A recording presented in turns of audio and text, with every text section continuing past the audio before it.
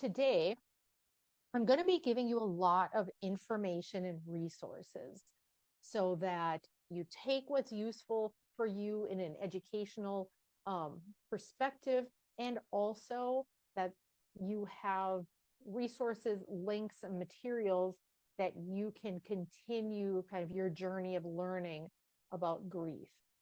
Because we know if you work with people, you are working in the realm of grief and loss. It is everywhere. And it's important to have an understanding about how that impacts people's functioning. So we're going to go over stages of grief, symptoms of grief or what grief looks like, complications of grief.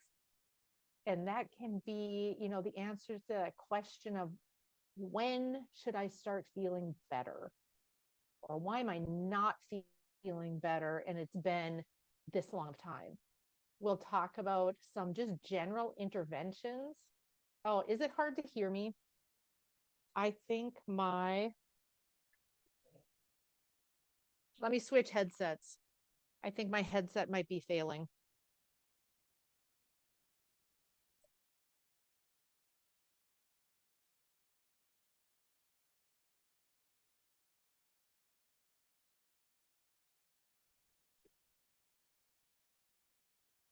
Is this better?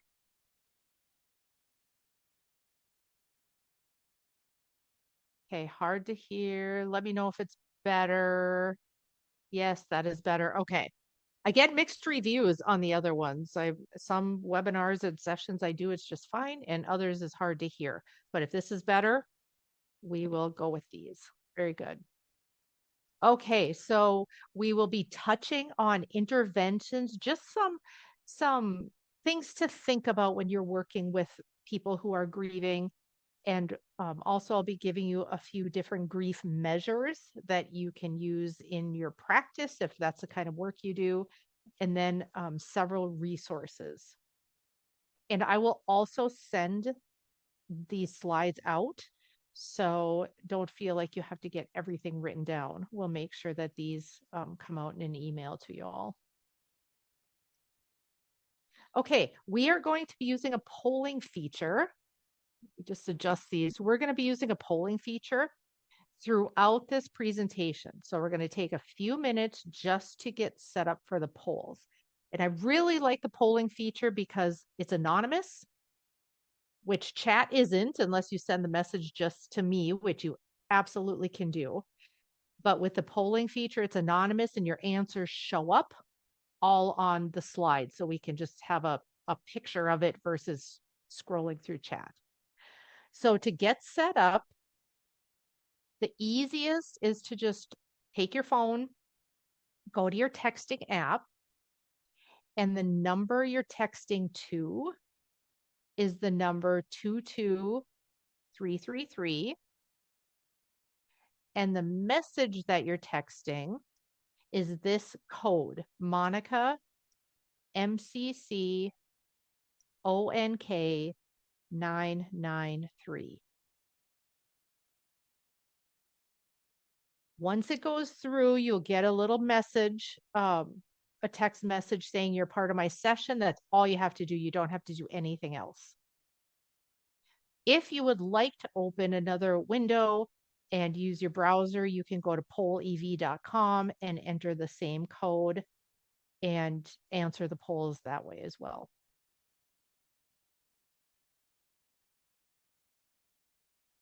Okay, so this is what your phone, your texting screen would look like before you hit send.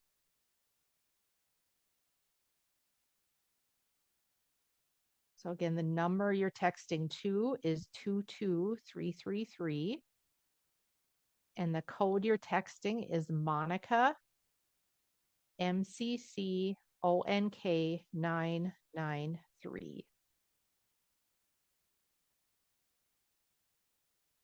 I'll go back a screen so you can see the website. That is pollev.com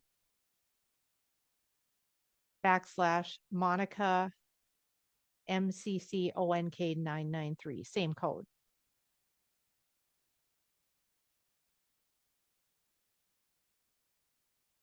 Okay, we are going to test it. If you're not there yet, don't worry because every poll I show will have this login information on it. So if it doesn't work for you the first time, no worries. Um, we will get there. And if you have questions, go ahead and put them in the chat. Okay, let's try it. In one word, so just type one word or make sure the words are connected with a period, dash, whatever. In one word, describe how you are feeling today.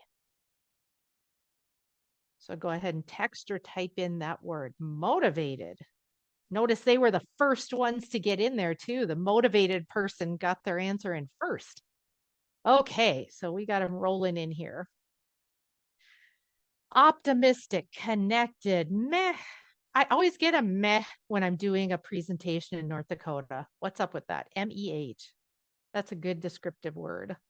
Blah, frazzled, proud, stressed, overwhelmed, free, mellow, inspired, purposeful. Wow, some really good words, you guys.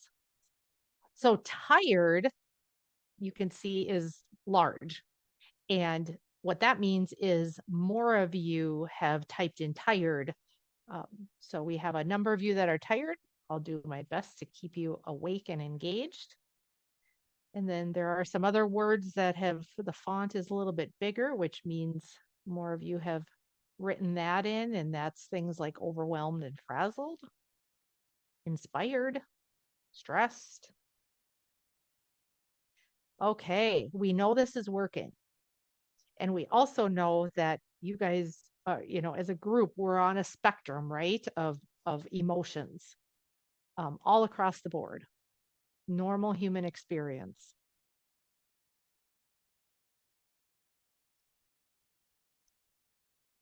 So let's talk about grief and loss.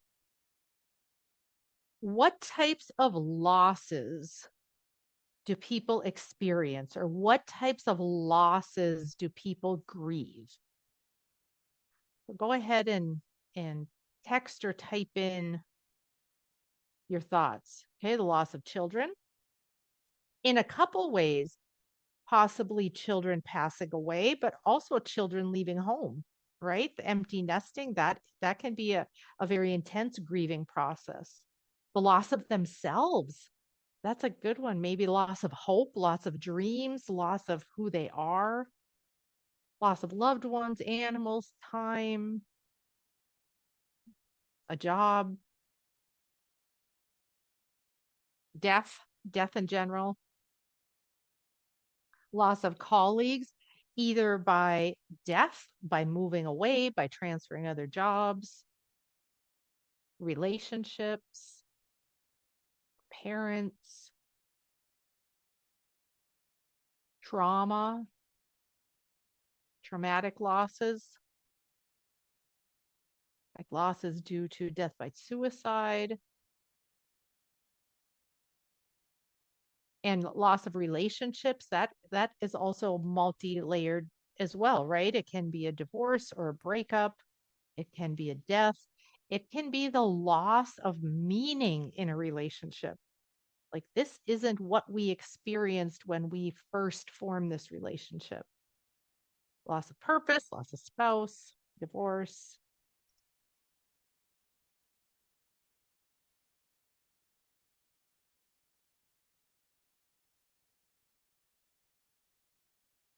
All right. Good. That gives us a general sense because many times when we're talking about grieving, our first thought goes toward death, right? That we have lost someone or something like a pet to death. But grief and loss is about so much more than death. Freedom, friends, pets, health, ambition. Yeah, kind of that loss of hope, loss of energy. Scroll down here, loss of sanity, a disability. So we have the loss of, we're experiencing the loss of what we maybe had been able to do previously. a loss of body parts very literally. I work with, like I said, farmers and ranchers, and many have missing fingers, limbs, loss of structure, security, purpose, way of life. Really good responses. Okay. Sobriety, loss of sobriety, housing. Good. Good responses. So, just to kind of continue along that line, grief is really the normal response of sorrow, heartache, and confusion that comes from losing someone or something important to you. And the next quote, I just what the first time I read it, I was like, oh, that really just gives so much meaning. And that is that grief is an inevitable companion to love and attachment. When we're attached to something, when we love something, whether it's goals, dreams, purpose, relationship, home, job, all those things you all named in the last chat, when there's attachment and love connected to those and we lose them, we no longer have them, that is grief.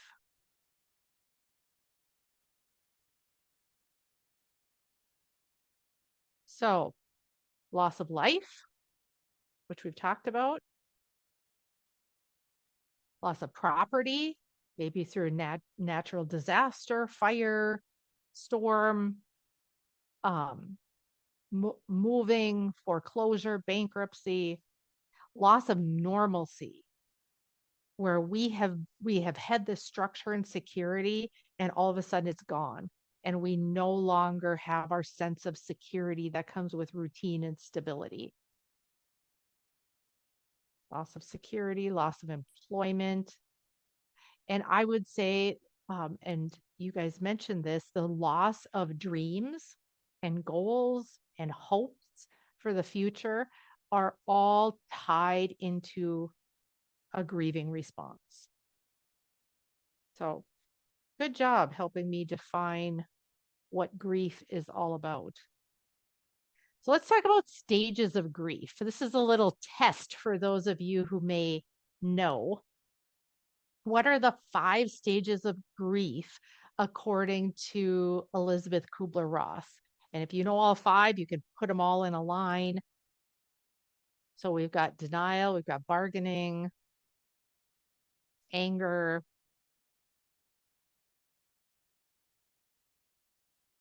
two more we're looking for. Denial, bargaining, anger, acceptance. And what's number 5? I know some of you are Googling it right now. There's a 5th one we're not getting yet. Not acceptance. You've got the acronym, but we're missing the 4th D. So we have denial, bargaining, anger, acceptance, and there's one more D we're missing. Depression. There you go. So those are the 4. Yes, somebody put it in chat. Those are the 5 Kubler-Ross stages of grief. Interestingly enough, when she developed those, they were for people who were dying. So they were the 5 stages of grief that she felt that people went through when they were dying. We have kind of adopted and adapted those 5 stages of grief to be about what people go through when they are grieving, when they're losing someone close to them, not necessarily when their own life is coming to an end. So yes, the 5 stages in Kubler-Ross are denial, anger, bargaining, depression, acceptance. So denial is often that very first reaction we have when we hear about or experience or become aware of a loss of any kind. It's like, nope, this can't be happening. This isn't real. I don't believe this. I need confirmation. It's just, it's kind of, you can think of it as your brain protecting you from the shock of the news. Second is anger, not unusual in light of loss to feel angry at someone or something. Sometimes it's anger at God or a higher power. Sometimes it's anger pointed toward another individual or circumstances. And then there's bargaining where we're kind of trying to make deals. Like if I, and often these deals are made with God or with the higher power. Like if I do this and this and this, bring back whatever it is I've lost. If I agree to ABC, then bring back my person, my pet, my job, my purpose. And the fourth stage is depression, where and that's typically what people connect most to with grieving, is feelings of sadness and sorrow, low motivation, um, kind of being, what's the word I'm looking for? Withdrawing, I guess, isolating, that we're just not um, feeling joy. And that's typically what we equate with feelings of grief and loss. And then finally, acceptance, that we accept the loss happened and we are working to build our life around that loss to move forward. There is also a question, whole question before we go on. This is a true false. So if you think the answer is true, put A. If you think the answer is false, put B.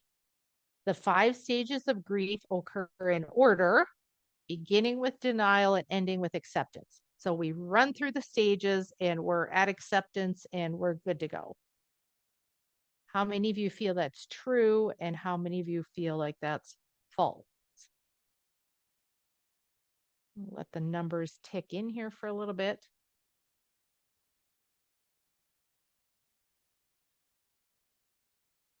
All right. Well, it looks like the vast majority of you feel like that's false, which it is. So when we experience a loss, these stages, these feelings can ebb and flow. We may be doing fine one day and maybe something triggers us. Maybe it's a memory or a reminder that we're not even conscious of, and it takes us back to anger or it takes us back to depression. So it is very fluid. It is not a straight line where we work through the stages and we're there and then we're good moving forward. There's also a 7-stage model of grief, and this one takes the 5 from Kubler-Ross's and adds a couple more. And what's added is number 1, disbelief and shock. So it really kind of expands on that denial, where our first reaction is no way. There is no way. I can't believe it. Which often then leads to denial. This is not true. This cannot be. And then they also have guilt and pain as a 3rd stage, where sometimes there is guilt that we feel we should have done something different. We should have seen something. We should have prevented something. I see this a lot with the death of a child or suicide death, where the guilt among the survivors is just so incredibly strong.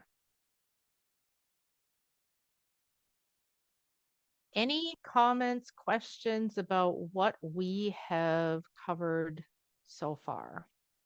Kind of that defining of grief and loss, and also stages of what people experience when they are grieving a loss. If you want to send me a message anonymously, you can do that in the chat. Just do it to me versus to everyone. and then I won't read out your name. All right, let's jump into symptoms. So first, let's hear from you. What does grieving look like? What does it look like when someone is grieving a loss? Okay, they're crying, so you have that outward physical response, blah, kind of depressed, no energy, they are isolating or withdrawing, sadness, the isolation piece, the shock. And that comes obviously right away in the beginning, typically, but it can also pop up later. Just the shock of this is my reality right now. Feeling numb, shutting down, withdrawing, isolating, just being silent. Unpredictable mood changes, lots of emotion going on, rational thinking brain shut down. So there can be a lot of intense mood changes, anxiety, irritability, that blank stare that often comes with shock, sad or extra happy, outbursts. And it can be outbursts of a lot of things, outbursts of anger, outbursts of crying, outbursts of laughing, typically some type of emotional outburst. The pain, they're inconsolable, addiction. So that is often not paid attention to either, that to help ourselves feel better, not unusual at all to turn to substances to self-medicate. Just take the edge off, take the pain away. Hopelessness, anger, isolation, relapses, yes. So for someone who has maybe been in recovery for a period of time and there is a loss, it can definitely take them into relapse, self-harm, cutting, self-destruction, risk-taking, all of those, right? So just a few more I'll add is grieving can look like having a tough time communicating. If you're grieving some type of loss, you are probably going to be asked more than once, how are you doing? Are you okay? And it may be really hard to find your words or communicate what you're going through, especially if the loss is not recognized by others around you. Death is typically recognized by people around us. Loss of purpose, loss of hope, loss of what you thought your life would be is not what's happening. Those are less recognized and accepted by the people around us. And it may feel really difficult to express this is what we're going through. Even following like kids leaving home, and a person is the empty nester. It is difficult for them to share with many people how much they're struggling because it's seen as like, oh, I'm free now. I'm living. I can do what I want. I don't have kids to take care of. It's that unseen grief that so many of us experience, and it's hard to talk about. And to top it off, when we're in an emotional state and the thinking part of our brain kind of shuts down, it's difficult communicating anyway. Sleep disturbance, so maybe a lot of trouble falling asleep and staying asleep, or the opposite, just wanting to sleep all the time. Low threshold of frustration, which can lead to somebody put in there the outburst. Like it doesn't take much to put me over the edge and my frustration is coming out. Increased use of substances, which we talked about. Feelings of depression and sadness, hopelessness, mood swings, overwhelming guilt, depending on the situation. I see this a lot too in like financial losses. bankruptcies, foreclosures, loss of homes, loss of businesses, that I'm grieving that loss, but I'm also feeling this overwhelming guilt that I did something wrong. I could have prevented it. I made bad decisions. My decisions have affected a lot of people, things like that. The physical signs of trembling, shaking, feeling weak, nausea, trouble eating, suppressed appetite, or on the opposite, you just feel like eating all the time as a way to cope. Okay. Any additions to what grieving looks like? Symptoms of grieving. Anything that you see that we didn't touch on?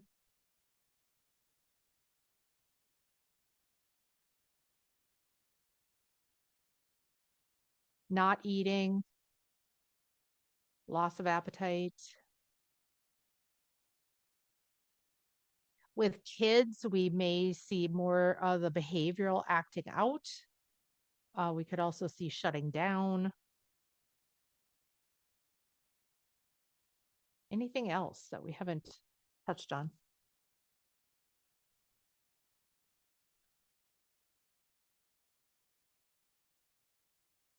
Reckless behavior, taking risks. I just don't care anymore.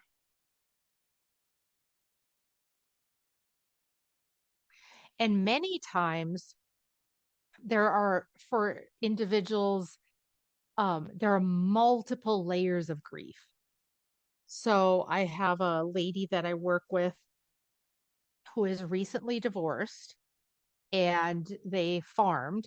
And so she had to move off the farm where she was the primary, like, calf care person, left her dog. Um, so her layers of grief and loss were the divorce in general. She loses half time with the kids. She has lost hopes and dreams for what she always thought the future would hold. She has lost her home that she lived in for many, many, many years. Her animals, I mean, the friends, church home, because he and his new person go to the church that they did, multiple layers of loss. And on top of that, a lot of guilt. I should have stayed. I should have done something different. I should have, so really difficult. Okay, other things that have come into chat for what grief looks like: overworking to keep busy and not think about it. So keeping our mind occupied by this frenzy of activity. Terrible living conditions, dirty homes, hoarding, not bathing. So the lack of taking care of ourselves in the midst of our grief. And overworking, becoming busy to distract ourselves. Good, really good. Okay, let's move to complications of bereavement. And this is something that I think people really struggle with because we don't have rules for grieving, right? A lot of it is, what is the family norm? Like, I talk to people all the time who maybe they weren't really allowed to grieve in their family setting. It was okay, this happened, and we're picking up the pieces and moving on. And we're not going to spend time talking about it. We're not going to, I don't want to see you crying or being upset. Like, it's just not acceptable to take time to openly grieve. And then there are other family of origin situations where the grief is always there. It's always there. And in others, it's a very healthy way. They process it, they talk about it, they talk about if it's a person that was lost, whatever the loss is, it's out there, it's on the table, and it's okay to talk about. So, again, no rules. And Darla put into chat, an unwritten rule in many cultures is just suck it up. Absolutely. Like, life goes on and you need to get your act together and go. Um, my grandmother lost a daughter. She was 12 years old, died of a kidney disorder, kidney disease that's now fully treatable. This was back in the 50s, I suppose. And every picture of that daughter was put away. She was not talked about. She was not, it was like, shut it down. We are not showing any emotion. And that's common in especially our up in our North Dakota stoic Scandinavian kind of culture. We shut it down. We keep it in. So that's a problem, right? Because we know it's in there, and how are we dealing with it? How is it going to come out? There's also no time limit. So I get this question when I go to a client who's experienced a loss of either any area of loss, a person or a thing or a business or a hope or life purpose or what have you. How long until I feel better? Tough question to answer. It depends on so many things, like the support you have around you. Do you have the ability to process and feel secure in that? So lots of asterisks next to how long, when do I get back to normal, what is normal. uh, so let's talk a little bit about, like, on a clinical level, how is that defined? So complications of bereavement, the first is when it's traumatic grief, and that's grief after an abrupt, unexpected loss. So often, like after an accident, after a natural disaster, after a suicide, where it is not seen coming and it just hits you. That is called traumatic grief. And then there's complex grief, and that's grief that worsens over time and many times is multi-layered. Like we are dealing with, like the client example I gave you, we are dealing with multiple layers of loss at the same time. Similar to that is prolonged grief, which is grief that lasts for 12 months or longer. Obviously, after 12 months, after a year, there is still grief around a loss. But it's all about, after a year, how am I functioning? Have I been able to go back to previous things I enjoyed? Have I been able to kind of grow my life around that grief? Or am I still really impacted by it in a way that's still actively impacting my functioning? So that's called prolonged grief. And then complicated grief, along those same lines, it persists or worsens over time. This is the diagnostic manual, the DSM-5. This was kind of the hallmark um, diagnosis for complicated grief or bereavement, and it was called persistent complex bereavement disorder. There's a lot of words there, right? It was pretty specific about how somebody could be diagnosed with a persistent complex bereavement disorder. In the revised version, they really simplified it. It's now called prolonged grief disorder. And we're just gonna go through each section. Not that you may be somebody who is in a position of needing to diagnose someone, but it gives us the idea of when is it a problem? Like, when is myself, someone I work with, someone I love, not moving forward when maybe they should be? So I know it's now a problem. That's why I'm going to break this down and share it, because that's always a question. Like, who am I to judge the level of grief, the intensity of grief, or the length of grief for someone else? But there are some hallmarks, especially around time passing and functioning not returning to um, a level of normalcy, if you can even use that word. So the first one is that the death of a person close to the bereaved at least 12 months previously. So whoever we're talking about has headed, and this specifically is talking about death, not loss in general, like we've been talking about. Um, but it's the death of a person within the past year. Now, since the death, second diagnostic criteria, since the death, there's been a grief response that has looked like intense longing for the person that's died or a preoccupation with thoughts and memories of that person. And it has been evident nearly every day for at least the last month from when this person is being seen. So it is really taking up a lot of life, a lot of mental energy, emotional energy, even after a year. I worked with a couple whose adult son, had been killed in a snowmobile accident. So traumatic grief, unexpected, out on a family trip, and it was a horrible accident and he died.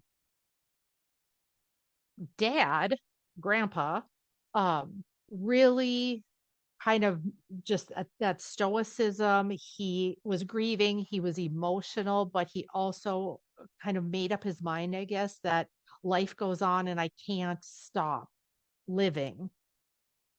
So he kind of grieved through his work, in the midst of his work, where mom was definitely preoccupied and thought about the person and was unable to function. She was struggling for after a year, even.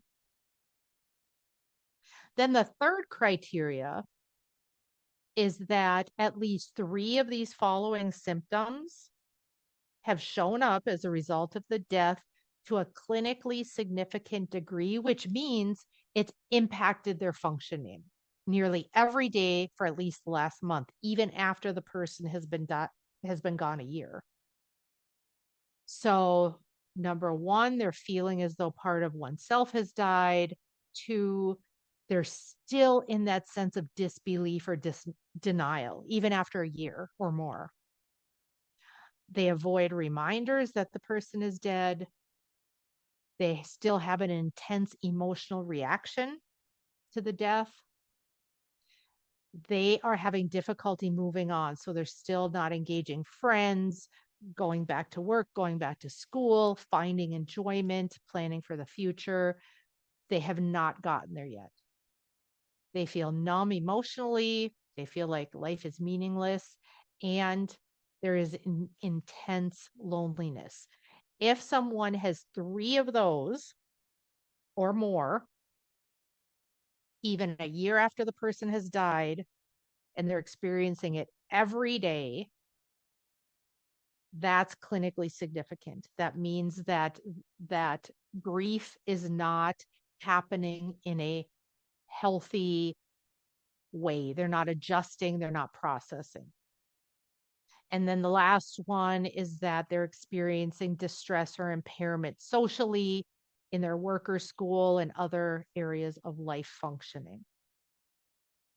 So last one, and this is an important one, that the reaction is out of proportion to or inconsistent with cultural, religious, or age appropriate norms. And we need to pay attention to that. And this was a wake up call for me early in my career when I worked in a school based setting on the White Earth Indian Reservation in Minnesota here, that when there was a death, the family came together for a very long period of time. And it was part of my role in that time was truancy. And so we would have kids out weeks of school after a death. And for those of us not part of that culture, it was easy to put some, I guess, definitions to, they've been out of school long enough. They should be back in school. It would be healthier for them to be back in school. That was not part of their cultural practice, was to have that extended time together with family to mourn that loss. And that was a big learning curve for me.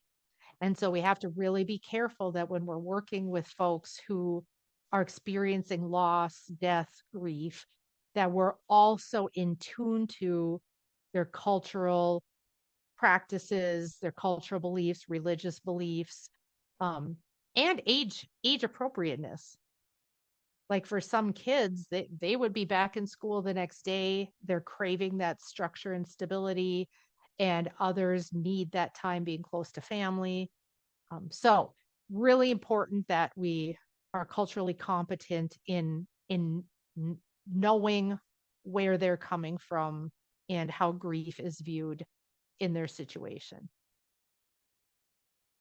And then, of course, other things that often come along with grief, someone may be diagnosed with things like adjustment disorder, PTSD, major depressive disorder. A lot of times, those folks have multiple layers of grief and loss. And that might not rise to the surface in terms of what we're working with them on, but it's important that we acknowledge it and we ask questions about it.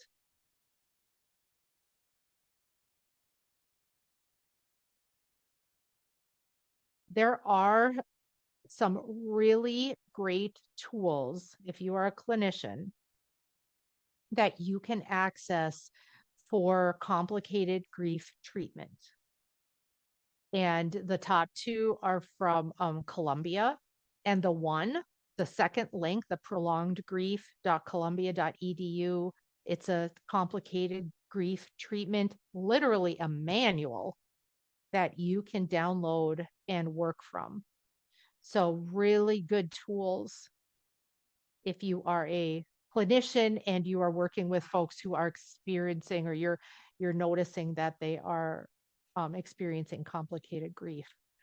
The second is a research paper that talks about complicated grief therapy as a new treatment approach to help folks whose grief is not, and I hesitate to use the word resolving because I don't know that grief ever totally resolves, but they're hindered in their ability to move on in life.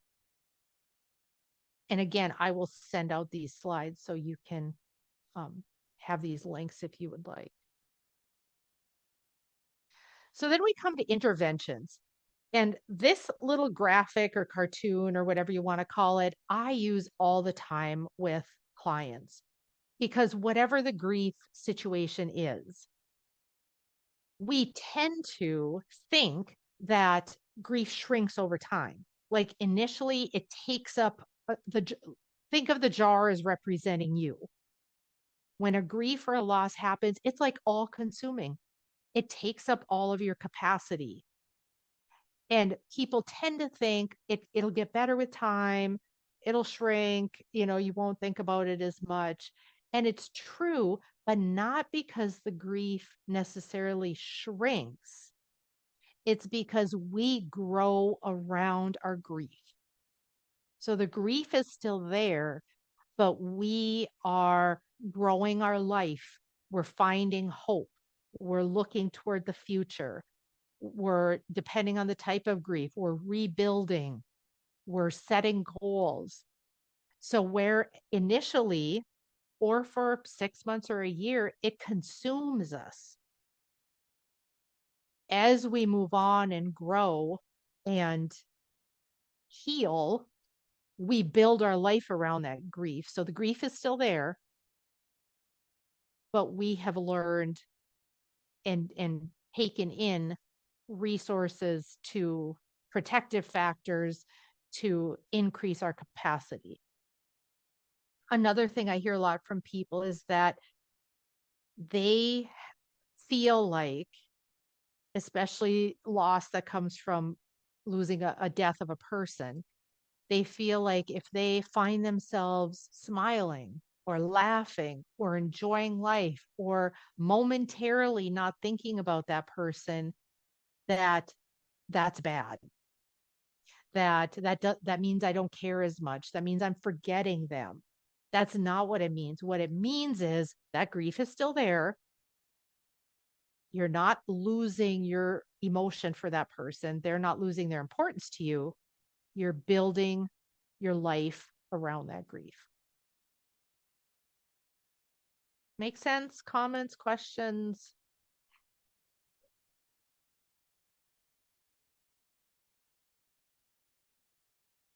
Okay, we'll keep cruising on here.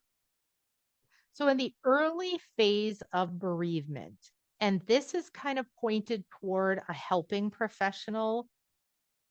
If you are an individual who is struggling with grief and loss, this may not resonate as much. But if you are somebody that works with people who are experiencing grief and loss, these might be helpful tips. So the role in early bereavement. So the loss has happened not that long ago. It is really about giving them resources, talking to them about grief, stages of grief, symptoms of grief, um, what can help, building protective factors, because that grief is so all consuming at the time. It is hard for people to understand, why can't I function? Why can't I think? Why is this happening to me? And it helps them to understand this is grief, this is loss. You can spend some time just evaluating the nature of their distress. Where does it seem like a lot of their distress is coming from? Is it guilt?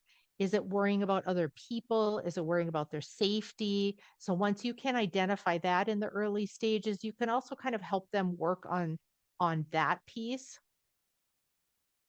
Practical problems, the most important. When people are in early bereavement, they are not in a place to begin really processing the loss. That will come, but in the moment, what's on the forefront of what do we need to take care of right away?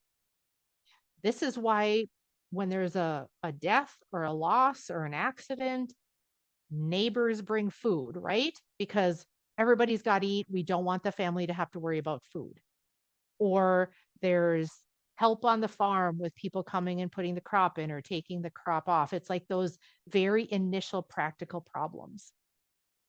I had one young woman who her dad was older, and he died, and she was very much in a let's solve the practical problems right now, and she put off her emotional grieving to make sure bills were paid, make sure bank account stuff was done, like all of those practical things after a death.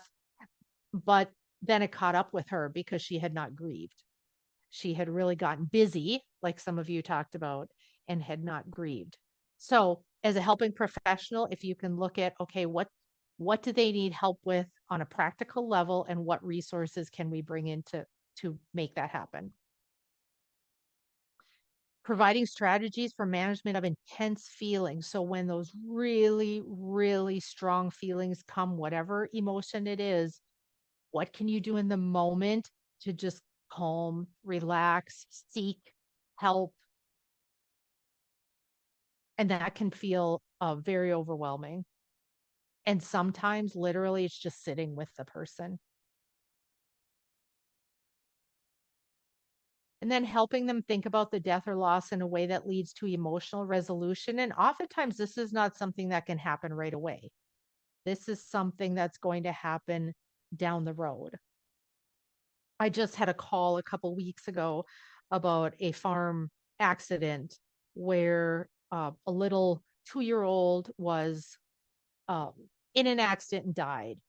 And the grandpa was directly involved in driving the tractor, didn't see her. It was horrible. And I was contacted by some other ag business people that worked with the family, and they said, call or go over there. Or they're not in a place in that moment to process with a stranger all of this intense emotion that's happening and the disbelief and the denial, but that will come. So in the beginning, it is really around let's be very present. Let's work on keeping everybody safe. easing really intense feelings, practical problems.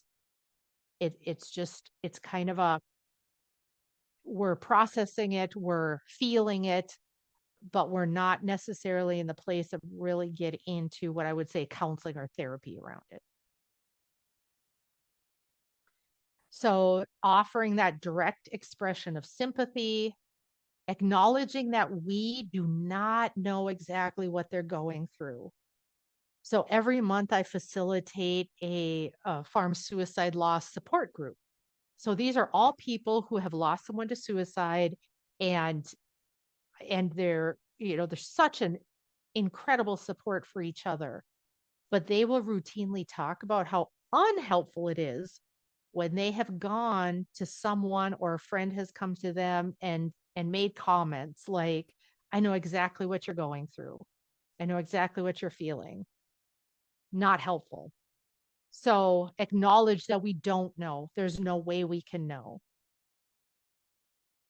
Talk about the person that has died. Talk about them using their name, saying their name.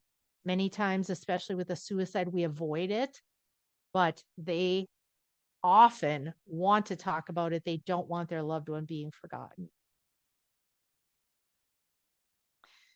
You can ask questions about the death, but really read take your lead from them. They may really want to talk about it. They may really want to talk about details of it, um, but they may not. So if you have just an open approach, that if they want to talk, you're a listening ear. If it's okay for you, it may not. It may be triggering for you as well. So just be aware of that. Um, and as they're talking, you can ask follow-up questions if it seems like they're open to talking about it. And then asking questions about their feelings and about how the death has affected that person, how they are functioning. What is work like for you now? What has it been like going back to work? What has it been like going back to school? What is it like? We talk a lot in group, the suicide group, about holidays, anniversaries, birthdays, anniversaries of the deaths. So keeping in touch with them about how that is for them going through those times is important. And then some don'ts. Um, Obviously, a casual or passive attitude, often we think that is a good approach because we're not putting any pressure on. But often, and one of my group members said it best, like, I didn't know what I needed. So when people said, call me if you need help, or call if you want to talk, or how are you doing? It was just like, I don't even know how to answer that. So she said the most helpful thing for her was when people said, I'll be coming over tomorrow to mow your lawn. Let me know if that doesn't work for you. Or I'll be bringing a meal over tomorrow. Or I can take the kids on Wednesday. So that's not necessarily for a professional relationship, but knowing that they are having difficulty processing, they're going to have difficulty reaching out for help, thinking about what they need. So we may need to be a little more proactive with what we're offering and what we're sensing the needs are for the practical help in the moment. We have to really be careful. And I hear this all the time. Statements that the death is in any way for the best or is acceptable. If they want to say it, that's fine, but be careful that you're not putting that judgment or that opinion in there. So, for example, well, they're in a better place now, or it's God's will, or, God needed them more than we did here on earth. Again, if the bereaved is saying it, that's one thing, but be really careful about throwing out those statements. An assumption that the bereaved is strong and will get through it or should get through it. And I have been reprimanded by clients who are grieving or who experience a loss by saying that you are so strong. I have learned that they absolutely don't appreciate that often, that their feeling on that is often like, what choice do I have? Like, I'm not strong at all. I've been put in this position and I have no choice but to get through it. So telling me I'm strong, I don't buy into that because they don't feel strong. They feel like they're struggling every day. And we definitely don't want to avoid the discussion. It's something that has been life changing for them. Any kind of loss, any kind of grief, they may not be willing to talk about it again. You have to kind of gauge, but it's there, like the elephant in the room. And so we need to not avoid talking about it, especially if they bring it up. Be careful that you're not changing the subject out of your own discomfort. That I'm here to sit with you, to listen. You don't have to have answers. You don't have to know the exact right thing to say, but you can listen and you can summarize back what they're saying and be that support person. Okay. Any questions about that? Because of our mixed audience, I didn't really get into like treatment approaches or like the complex, prolonged grief treatment.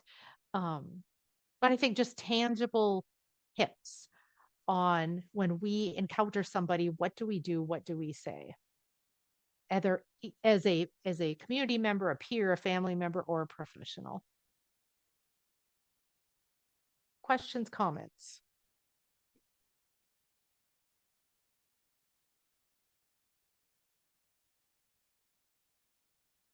There are some grief measures that are accessible online.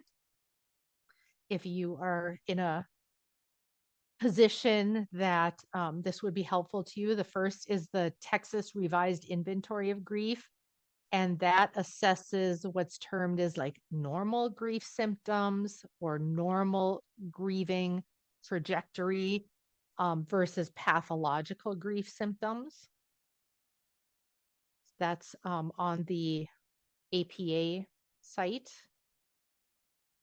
Then we have the core bereavement items assessment tool that assesses those core grief and bereavement experiences.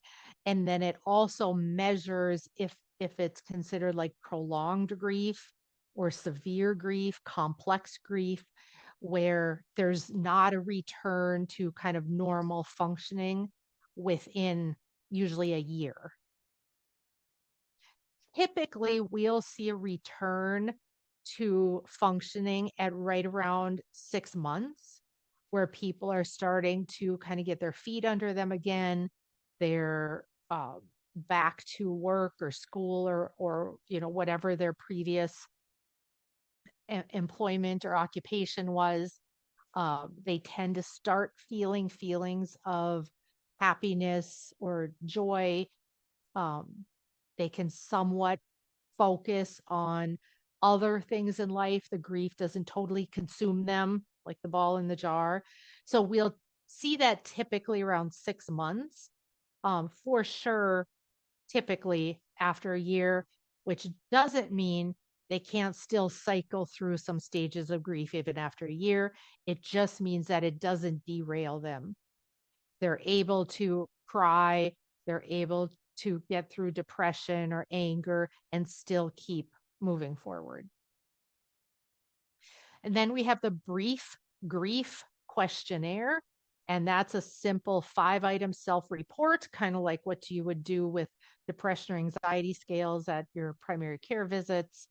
And it just briefly screens for symptoms that the person is experiencing complicated or prolonged grief. So these are all tools that are accessible. Again, I'll send slides out. And then we have the inventory of complicated grief. And this is used often as a diagnostic tool, 19 statements. And you wouldn't even take this until after 6 months or up to a year.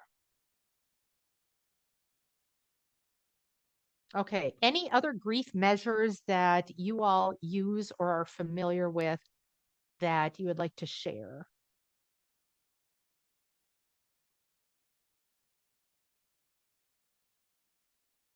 just pause for a second. We have a lot of time. This is scheduled till 2, so feel free to, we learn best from each other. So feel free to share.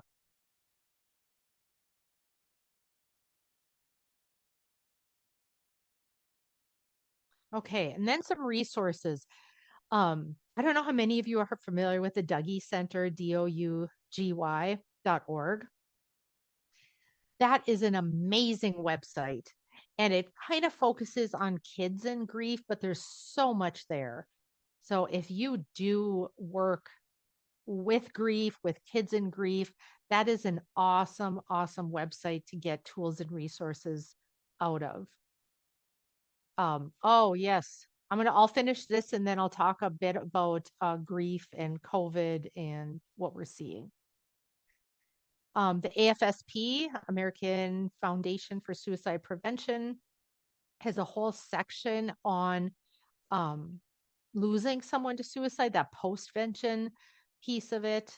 And it also will list groups and therapists that specialize in suicide grief. That it's a very different kind of grief when there's a death by suicide. So that's really a great place to go for resources and finding a group, finding a counselor, as well as just tips on suicide loss.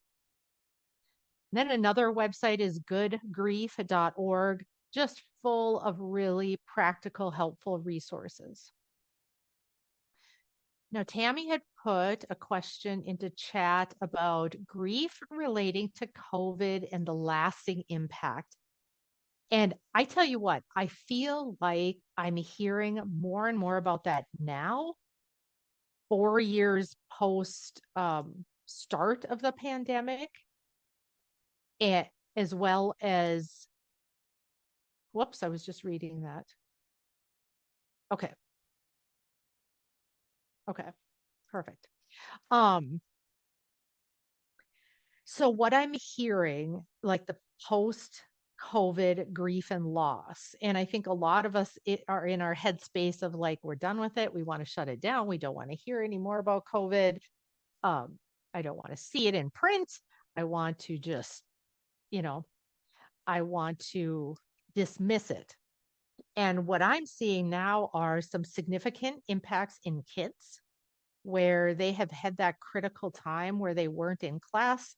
There was socialization disrupted, and there is still post now, like what, three going on 4 years later, there are still impacts in their functioning, especially socially and academically.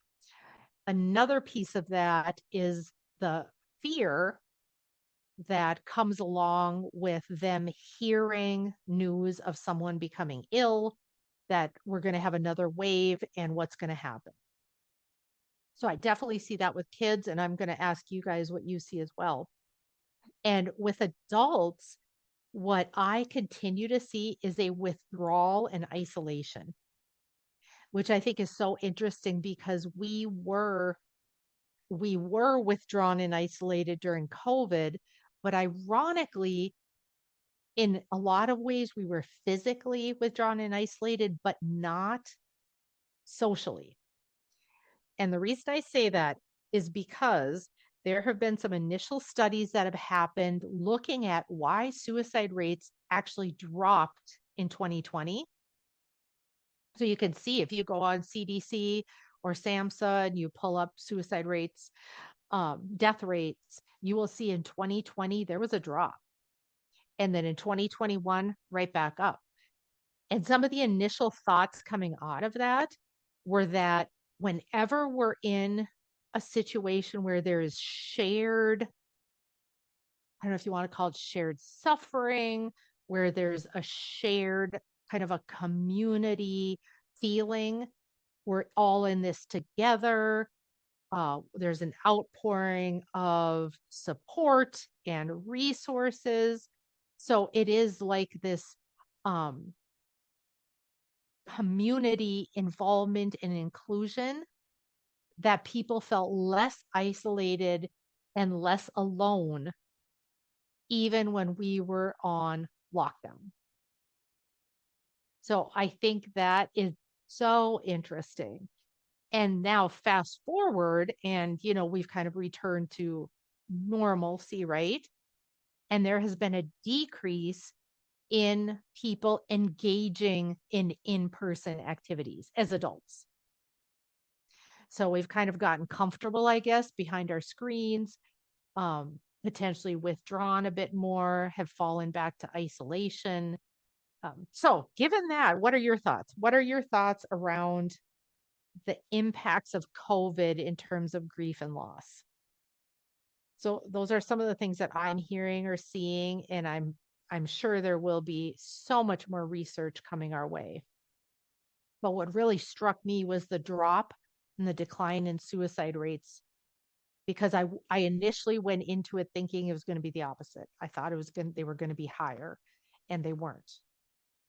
So thoughts on that impact from COVID, maybe for you, even yourselves personally, how has life changed post COVID?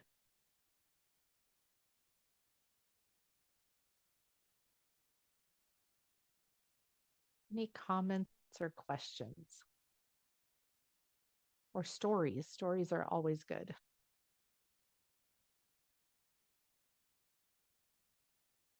Yeah, still working from home. I mean, that's for some people has not changed. Some people, their office space literally went away, and working from home is like the only option right now. More Monica, isolation. this is Yeah, Tammy, and I just think that when you don't really think of grief when you lose an office space, but right. you do believe, I mean, you do recognize that there is a loss with the social connection, with Yep. the like getting up and getting out of the house, with different things like that. Even though many people enjoy it, there's still Hmm. a shift Yes, that I agree. I agree. And we're seeing some comments come in. Yeah, so different for everyone. I had a remote position, so I felt very grateful that I could keep my job. Absolutely. In-person interactions are not taken for granted. I think we undervalue them though, ironically, because you would think after coming through a situation where we couldn't have them, we are not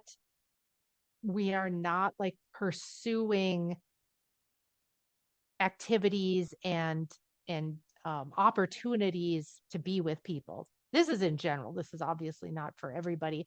But Chris, you share that you do not any longer take for granted in-person interactions. And Sherry shares that she loves being able to work from home. I've got to say, I do too. I'm on the road a lot. And after I've worked from home for a bit, I definitely crave seeing people in 3D. Like I just need that kind of interaction. So it's very different for everybody.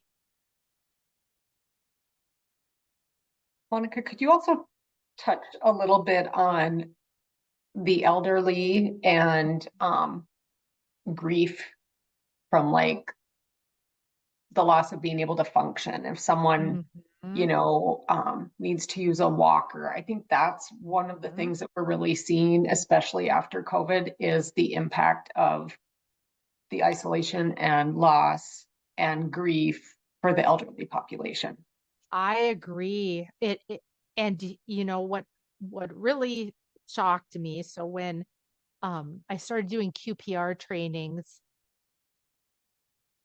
several years ago, and when I saw that slide, if you've been through a QPR training, you'll know what I'm talking about. I saw that slide that indicated it was suicide death rates by age group. And the highest death rates in our country are the elderly. Suicide death rates are the elderly. And we don't often really think about or put focus on that. But yes, think about the multiple layers of loss that many of our elderly experience: loss of physical ability, loss of cognitive ability, many times family does not live close by. Friends are passing away. They are often having to move into away from their home into an environment that, they may not really care for, with people they don't know, health issues. It's incredible when you look at the layers of grief and loss that our elderly go through that we don't really talk to them about. Many times we are in this mindset that this is their stage of life. This is, what's coming next. But it's so important that we address that in an open way with them. Let them talk about how painful it is to have to move away from home into an apartment or into a nursing home, having them talk through emotions that may be really hard for us to hear. But yes, you're right, Tammy, multiple layers of grief and loss. And COVID was especially difficult for our seniors because of missing healthcare appointments, COVID in general, the actual illness, being isolated from family, not having the ability to interact with friends, and not necessarily being as maybe technologically savvy. So they could jump on Zooms or jump on groups and interact with people. So I think thoughts this on the elderly? Oh, go ahead. Go ahead. I was just wanted to add a little bit of just like that losing and grieving a family member or a close person to you who has dementia or another type of cognitive disorder that changes that person. So in essence, you are, and I don't think people really Yep. realize this until it happens to them, but you grieve a person before they pass. And that's a really different type of grief. It is a different type of grief. I had a friend whose mom had a stroke, and she lived many years after it, but it was a major personality change, not even remotely close to the person she was. And she talked exactly about that, Tammy, where I've grieved my mom twice. I grieved her first after the stroke because she was no longer the mom that I knew, and I grieved her again when she passed away. Yeah, absolutely. Jamie put a comment here in the chat. I'm sure it's difficult for people who had tremendous losses during COVID and are continually subjected to media or lighthearted commentary post COVID. Yeah, I'm sure. And the general feeling, among so many, that we don't want to hear it. We don't want to talk about it. We don't want we heard enough of it. But for some people that maybe they lost their life or they're struggling with long COVID and the impacts of COVID, it doesn't go away. Okay. All right. Last poll. This is just to share brief resources that you use. So if you have books, if you have websites, apps, what are resources that are your go-to resources that talk about grief? Go ahead and do the poll.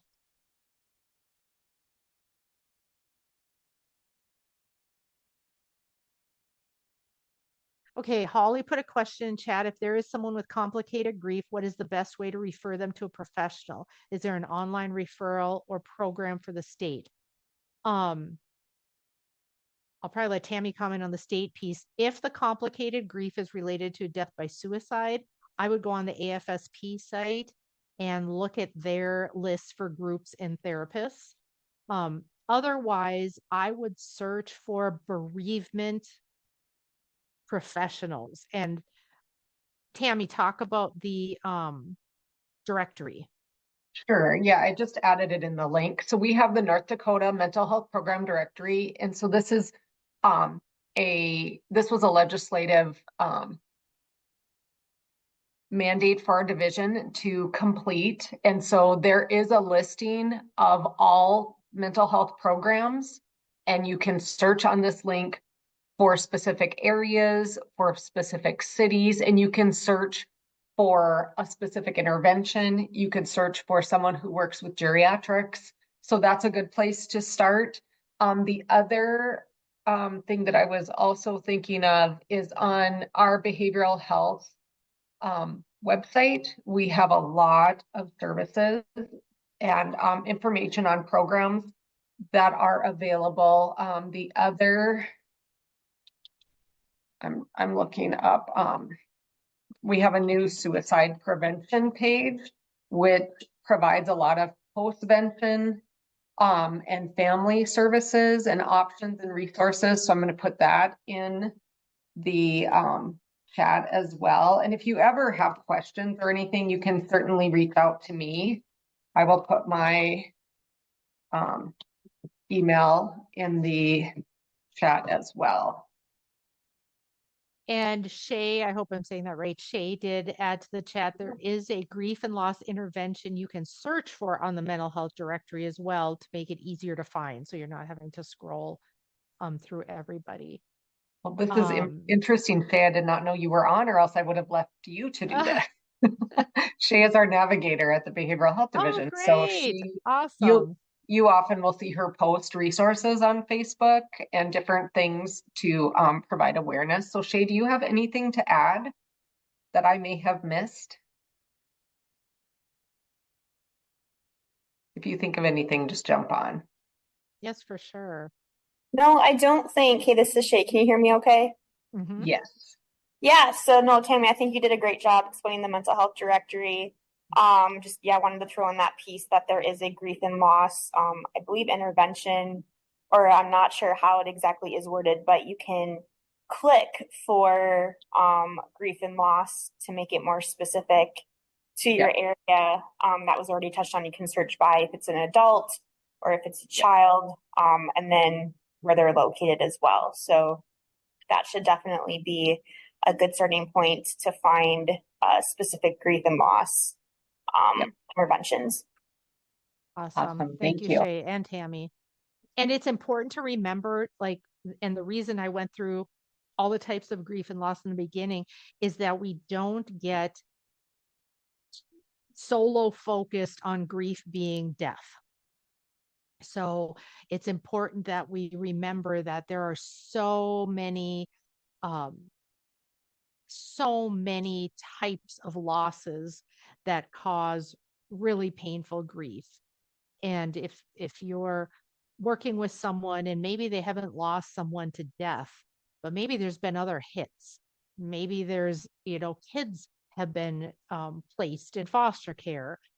All the things that were on that list, we can't diminish that is as powerful of grief and loss as a death of someone close to us. We have some really great responses for grief resources here. A Heart That Works. I'm going to assume that is a book. If it's not, will you clarify? And Tammy put into chat, there is also webinars on the Behavioral Health Division's YouTube channel that might be of interest. We have the peer support programs for the 844-44 Talk 2 number. It's okay that you're not okay. Assuming a book again, correct me if that's not right. 5 Stages of Grief. Hospice has many great resources. Local funeral homes will have great resources. Again, that's very much tied to death, but they will have resources, good grief groups, peer support specialists. Any other grief resources that you all use or know about that you'd like to share?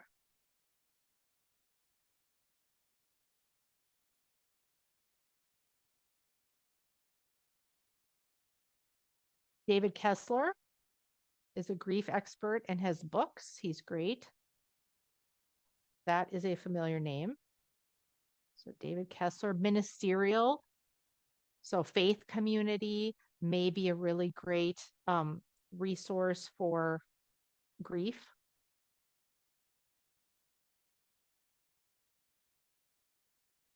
Okay, 988 is not just for suicide. So if you or someone you're working with or supporting um, is struggling with grief and loss, this is for crisis as well. They can call 988 or text 988 and talk to somebody there, available 24/7.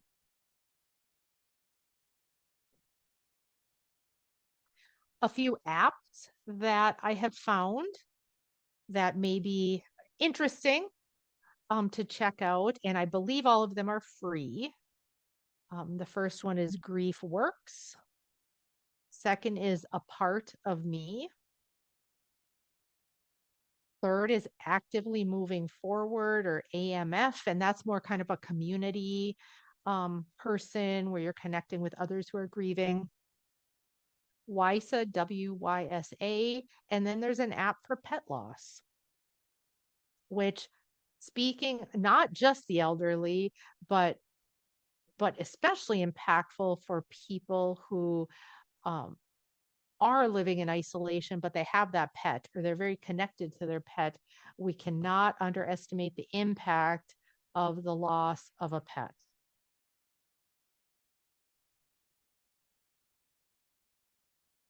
This is another good app. It's called the Mindfulness Coach, and it just has a lot of tools to practice mindfulness. It has mindful exercises, stress reducing, coping help with thoughts that aren't helpful.